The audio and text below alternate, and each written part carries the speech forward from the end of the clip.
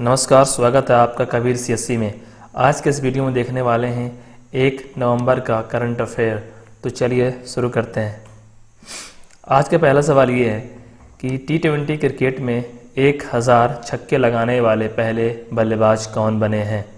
1000 छक्के लगाने वाले पहले बल्लेबाज कौन बने हैं। तो ये हैं वेस्ट इंडीज़ के खिलाड़ी क्रिस गेल।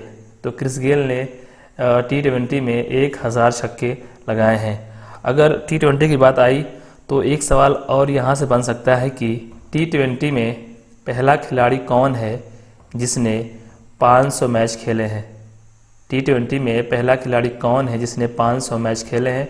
तो इसका आंसर हो जाएगा केरेन पोलार्ड और ये T20 में मुंबई इंडियंस के लिए खेलते हैं। नेक्स्ट सवाल ये है, राष्ट्रीय एकता दिवस हर साल किस तारीख को मनाया जाता है। राष्ट्रीय एकता दिवस मनाया जाता है सरदार वल्लभ भाई पटेल के जन्मदिन के अवसर पर।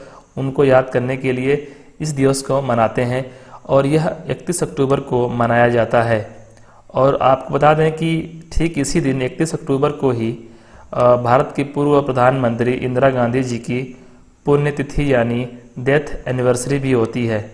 आपको बता दें कि राष्ट्रीय एकता दिवस को आप राष्ट्रीय एकीकरण दिवस से कन्फ्यूज़न ना करें, क्योंकि राष्ट्रीय एकीकरण दिवस या कौमी एकता दिवस मनाया जाता है 19 नवंबर को। राष्ट्रीय एकीकरण दिवस या कौमी एकता दिवस को मनाते हैं 19 नवंबर को। 19 नवंबर को भारत की पूर्व प्रधानमंत्री इंदिरा गांधी का जन्मदिन होता है और 19 नवंबर से ठीक 5 दिन पहले 14 नवंबर को पंडित जवाहरलाल नेहरू का जन्मदिन होता है। 31 अक्टूबर को प्रधानमंत्री नरेंद्र मोदी गुजरात का दौरा किए थे और यहाँ पर इन्होंने जो गुजरात का नर्मदा ज़िला है वहाँ के केवड़िया में, जहाँ पर सरदार वल्लभ भाई पटेल के स्टैचू को बनाया गया है, यहाँ पर उन्होंने सरदार पटेल प्राणी उद्यान का उद्घाटन भी किया। सरदार पटेल प्राणी उद्यान का उद्घाटन भी किया। प्राणी उद्यान की बात आई यानी कि जू की बात आई तो 2 प्राणी उद्यान यानी जू हैं जो काफ़ी न्यूज़ में थे। पहला है गोरखपुर में एक शहीद अशफाक उल्लाह खान के नाम पर एक प्राणी उद्यान बनाया जा रहा है और गोरखपुर के ही टेराकोटा आर्ट को GI टैग यानी भौगोलिक संकेतक का दर्जा मिला है। और गोरखपुर में गिद्ध संरक्षण केंद्र को भी बनाया जा रहा है। और एक दूसरा जो प्राणी उद्यान है उसका नाम है नंदन कानन जो कि उड़ीसा में है। और यहीं पर प्रधानमंत्री नरेंद्र मोदी ने एकता मॉल और चिल्ड्रेन न्यूट्रिशन पार्क का भी उद्घाटन किया। एकता मॉल और चिल्ड्रेन न्यूट्रिशन पार्क का भी उद्घाटन किया। अगर गुजरात की बात करें तो गुजरात में दुनिया का सबसे बड़ा जिंक स्मेल्टर प्रोजेक्ट बनाया जा रहा है। जिंक स्मेल्टर प्रोजेक्ट को बनाया जा रहा है तापी डिस्ट्रिक्ट में। और यह किसके द्वारा बनाया जा रहा है तो ये बनाया जा रहा है वेदांता ग्रुप के द्वारा जिंक स्मेल्टर प्रोजेक्ट को बनाया जा रहा है। और गुजरात के गिरनार में उड़न खटोला स्टार्ट किया गया है। और गुजरात में किसान सूर्योदय योजना को भी स्टार्ट किया गया है। और यहीं पर सौंफ के लिए एक पार्क बनाया गया है बनसगाठा में। और जीरे के लिए एक पार्क बनाया गया है पाटन में। जी हाँ, वही पाटन है जहाँ पर रानी की वाव है जिसे वर्ल्ड हेरिटेज साइट का दर्जा दिया गया है। नेक्स्ट सवाल ये है, मलाबार नौसेना अभ्यास का पहला चरण अमेरिका, जापान और ऑस्ट्रेलिया की नौसेनाओं के साथ किस शहर के तट के पास आयोजित किया जाएगा। तो इसका आंसर हो जाएगा विशाखापट्टनम। ये युद्धाभ्यास अमेरिका, जापान, ऑस्ट्रेलिया और भारत के बीच में किया जाएगा। इसका आयोजन 2 चरणों में होगा। पहला चरण जो स्टार्ट किया जाएगा वो किया जाएगा 3 से 6 नवंबर के बीच और दूसरा स्टार्ट किया जाएगा 17 से 20 नवंबर के बीच। और जो दूसरा चरण है 17 से 20 नवंबर वाला, यह अरब सागर में किया जाएगा। अरब सागर में इसका आयोजन किया जाएगा। और विशाखापट्टनम में ही नेवी के द्वारा युद्धाभ्यास जिसका नाम है मिलन युद्धाभ्यास किया जाएगा। और फिलहाल अभी एक युद्धाभ्यास काफ़ी न्यूज़ में था जिसका नाम था बोंगो सागर युद्धाभ्यास। तो यह युद्धाभ्यास भारत और बांग्लादेश के बीच में किया गया है और ये दूसरी बार किया गया है। इससे पहले 2019 में बोंगो सागर युद्धाभ्यास का आयोजन किया गया था। और भारत और बांग्लादेश एक और युद्धाभ्यास करते हैं जिसका नाम है संप्रीति युद्ध अभ्यास। कुछ और युद्धाभ्यास हैं जो आप लोगों को जान लेनी चाहिए, जैसे कि भारत अमेरिका के साथ युद्धाभ्यास करता है जिसका नाम है युद्धाभ्यास वज्र प्रहार और टाइगर ट्रायम्फ युद्धाभ्यास वज्र प्रहार और टाइगर ट्रायम्फ। और भारत जापान के साथ भी युद्धाभ्यास करता है जिसका नाम है शिन्यो मैत्री युद्धाभ्यास, धर्मा गार्डियन युद्धाभ्यास और सहयोग काइजिन युद्धाभ्यास। जापान के पीएम हैं योशिहिडे सुगा। नेक्स्ट सवाल ये है, किस देश ने संघीय सहयोग संगठन यानी SCO देशों की विदेशी अर्थव्यवस्था और विदेश व्यापार संभालने वाले मंत्रियों की 19वीं बैठक की मेजबानी की? यह जो बैठक है यह जो विदेश व्यापार के मंत्री हैं उनके द्वारा यह बैठक की गई थी। ये वर्चुअल यानी आभासी मीटिंग थी। SCO का जो हेडक्वार्टर है वो है बीजिंग में और बीजिंग में ही हेडक्वार्टर है AIIB यानी कि एशियाई इंफ्रास्ट्रक्चर इन्वेस्टमेंट बैंक का हेडक्वार्टर भी बीजिंग में है। और भारत के जो व्यापार मंत्री हैं वो हैं पीयूष गोयल रेल मंत्री भी हैं। नेक्स्ट सवाल ये है, किस राज्य ने भूमि और संपत्ति पंजीकरण के लिए धारणी पोर्टल लॉन्च किया है? भूमि और संपत्ति पंजीकरण के लिए धारणी पोर्टल को लॉन्च किया है, तो इसको लॉन्च किया है तेलंगाना सरकार ने। ठीक ऐसे ही एक पोर्टल है जिसको आंध्र प्रदेश सरकार ने लॉन्च किया है जिसका नाम है मी भूमि और भूदार ये पोर्टल है। ये है भूमि और संपत्ति पंजीकरण के लिए इसको लॉन्च किया आंध्र प्रदेश सरकार ने। और तेलंगाना की बात आई तो तेलंगाना में नेशनल पार्क हैं जिसका नाम है कासु ब्रह्मानंद और मृगावनी नेशनल पार्क। और यहाँ पर टाइगर रिजर्व हैं, कवल टाइगर रिजर्व और अमराबाद टाइगर रिजर्व। और तेलंगाना के दो त्यौहार जो काफ़ी न्यूज़ में रहते हैं और ये काफ़ी फ्रिक्वेंटली एग्जाम में पूछे भी जाते हैं, जिसका नाम है बटुकम्मा फेस्टिवल और नगोया फेस्टिवल। बतुकम्मा त्यौहार और नगोया जात्रा त्यौहार। और तेलंगाना सरकार ने 2020 को आर्टिफिशियल इंटेलिजेंस का ईयर डिक्लेयर किया था। और तेलंगाना ने महिलाओं के लिए सुरक्षा प्रोग्राम चलाया जिसका नाम है साइब हर। और ठीक ऐसे ही महिलाओं के लिए सुरक्षा प्रोग्राम को चलाया है आंध्र प्रदेश सरकार ने जिसका नाम है ई रक्षा बंधन। तेलंगाना में कालेश्वर परियोजना है और आंध्र प्रदेश में पोलावरम परियोजना है। नेक्स्ट सवाल ये है, किस दिवंगत अभिनेता को बोस्टन के तीसरे भारतीय अंतर्राष्ट्रीय फिल्म समारोह यानी IIFFB 2020 में लाइफ टाइम अचीवमेंट अवार्ड से सम्मानित किया गया है?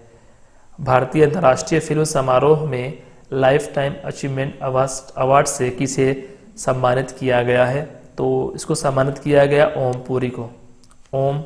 पुरी को। यहाँ पर कुछ और है सवाल जो बन सकते हैं, जैसे कि अगर सवाल ये बने कि सर्वश्रेष्ठ फीचर फिल्म का जो पुरस्कार है किसको दिया गया, तो ये मलयालम फिल्म है जिसका नाम है कांथी इसको दिया गया है फीचर फिल्म का अवार्ड। और दूसरा सवाल ये बन सकता है कि सर्वश्रेष्ठ अभिनेता पुरुष का अवार्ड किसे दिया गया है, तो इसका आंसर हो जाएगा विक्टर बनर्जी। फिल्म का नाम है जोसेफ बॉर्न इन ग्रेस। और तीसरा सवाल ये बन सकता है कि सर्वश्रेष्ठ अभिनेता महिला में इसका अवार्ड किसे दिया गया है। ये जो काथी मूवी है इसकी जो अभिनेत्री हैं जिनका नाम है शिलाजा अम्बू, इनको मिला है सर्वश्रेष्ठ अभिनेत्री का अवार्ड। नेक्स्ट सवाल ये है, विश्व सोरायसिस दिवस 2020 का विषय क्या था? तो इसका विषय था इन्फॉर्म्ड। अगला सवाल ये है, डेनियल मेनकेयर जिनका हाल ही में निधन हो गया, वे प्रसिद्ध क्या थे? तो वे प्रसिद्ध एक लेखक थे। डेनियल मेनकेयर एक लेखक थे। नेक्स्ट सवाल ये है, पब्लिक अफेयर इंडेक्स यानी PAI 2020 के मुताबिक बड़े राज्यों की श्रेणी में कौन सा राज्य देश का सबसे सुशासित यानी गुड गवर्नेंस राज्य है? तो इसका आंसर हो जाएगा केरल। इसको कई कैटेगरी में डिवाइड किया गया है। इसको बड़े राज्यों में, छोटे राज्यों में और UT यानी कि संघ शासित राज्यों में डिवाइड किया गया है। अगर सवाल ये बने कि बड़े राज्यों में किसे ये अवार्ड दिया गया है, तो केरल को। और बड़े राज्यों में सबसे खराब किसका गुड गवर्नेंस था? तो उत्तर प्रदेश का। अगर बात करें कि छोटे राज्यों में सबसे अच्छा गुड गवर्नेंस किसका था, तो इसका आंसर हो जाएगा गोवा। और सबसे छोटे राज्यों में सबसे खराब गुड गवर्नेंस किसका था? तो ये था मणिपुर का। और तीसरा सवाल ये बन सकता है कि संघ शासित राज्यों में सबसे अच्छा गुड गवर्नेंस किस राज्य का था? तो वो था चंडीगढ़। अगर इंडेक्स की बात आई तो कुछ इंडेक्स ऐसे हैं जो आप लोगों को जान लेनी चाहिए, जैसे कि 4 इंडेक्स जो भारत के राज्यों को मिलते हैं। तो जिसमें 4 में जो 3 इंडेक्स हैं, इसमें गुजरात टॉप किया है और 1 में टॉप किया है आंध्र प्रदेश। गुजरात की बात कर लेते हैं कि गुजरात किन किन में टॉप किया है। तो पहले का नाम है नीति आयोग की एक सूचकांक है जिसका नाम है निर्यात तत्परता सूचकांक, इसमें गुजरात ने टॉप किया है। दूसरा है खाद्य सुरक्षा सूचकांक, इसमें भी गुजरात ने टॉप किया है। और तीसरा है स्टेट स्टार्टअप इंडेक्स, इसमें भी गुजरात ने टॉप किया है। और चौथा है ease of doing business index, इसमें टॉप किया है आंध्र प्रदेश ने। नेक्स्ट सवाल ये है, रेलवे सुरक्षा बल यानी कि RPF ने हाल ही में कौन सी पहल शुरू की है जो महिला यात्रियों की सुरक्षा पर ध्यान केंद्रित करेगी? तो इस पहल का नाम है मेरी सहेली। ये 18 जो रेलवे जोन है, इन सब जोनों पर इस पहल को स्टार्ट किया जाएगा। और अगर रेलवे की बात आई तो रेल व्हील फैक्ट्री जो कि यलहंका कर्नाटका में है, इसने 40 लाख व्हील यानी पहिए बनाकर दिए हैं 40 साल के अंदर। और मध्य प्रदेश के बीना में सौर ऊर्जा संयंत्र लगाया गया है इंडियन रेलवे और भेल के द्वारा। और कर्नाटका के शिमोगा डिस्ट्रिक्ट में मालगुडी म्यूजियम को बनाया गया है। यह स्टेशन का नाम है आरासुल्लू स्टेशन। और पहली किसान रेल चलाई गई थी महाराष्ट्र के देवलाली से बिहार के दानापुर। यह सवाल UPPSC से पूछा गया था। रेलवे बोर्ड के चेयरमैन हैं विनोद कुमार यादव। नेक्स्ट सवाल ये है, मुख्यमंत्री अरविंद केजरीवाल ने प्रदूषण फैलाने वाली गतिविधियों की शिकायत करने के लिए किस मोबाइल ऐप को लॉन्च किया है? तो इस मोबाइल ऐप का नाम है ग्रीन दिल्ली। और दिल्ली की बात करें तो मुंबई से दिल्ली के बीच एक एक्सप्रेसवे बनाया जा रहा है। और यहाँ पर पहली बार एक जानवरों के लिए यानी एनिमल्स के लिए ब्रिज बनाई जाएगी।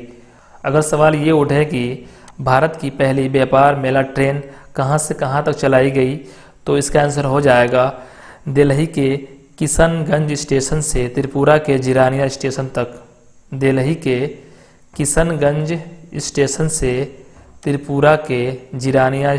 तक भारत की पहली व्यापार मेला ट्रेन को चलाई गई। और दिल्ली की बात करें तो दिल्ली में एयर सुविधा पोर्टल लॉन्च किया गया है। और दिल्ली में कुछ अभियान हैं जैसे कि रेड लाइट ऑन गाड़ी ऑफ, और एक है युद्ध प्रदूषण के विरुद्ध अभियान। और दिल्ली में KVIC ने दिल्ली में फुटवियर सेंटर को भी बनाया है, फुटवियर सेंटर को भी बनाया है। और KVIC के चेयरमैन हैं विनोद कुमार सक्सेना, विनोद कुमार सक्सेना। नेक्स्ट सवाल ये है, किस IT कंपनी ने इंडियन ऑयल कॉरपोरेशन लिमिटेड के साथ डिजिटल सेवाओं के लिए सहयोग किया है?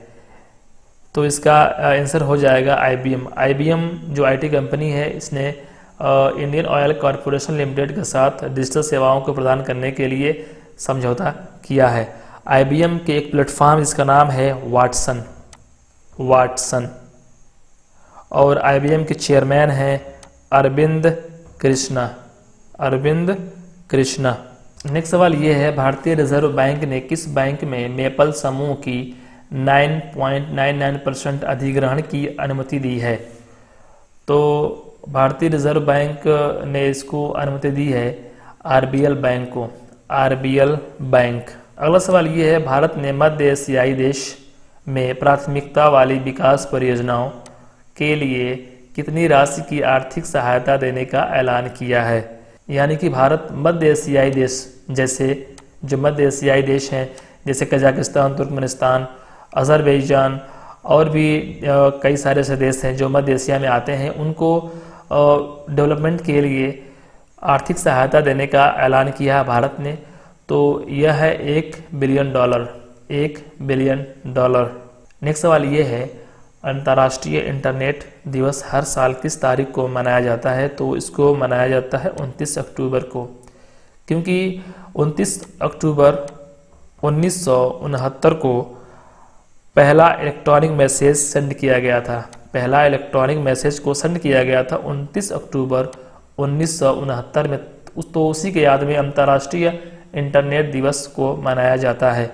एक सवाल ये है, भारत और कनाडा के शोधकर्ताओं की एक टीम ने किस सभ्यता में डेयरी उत्पादन यानी दुग्ध उत्पादन के साक्ष्य ढूंढे हैं?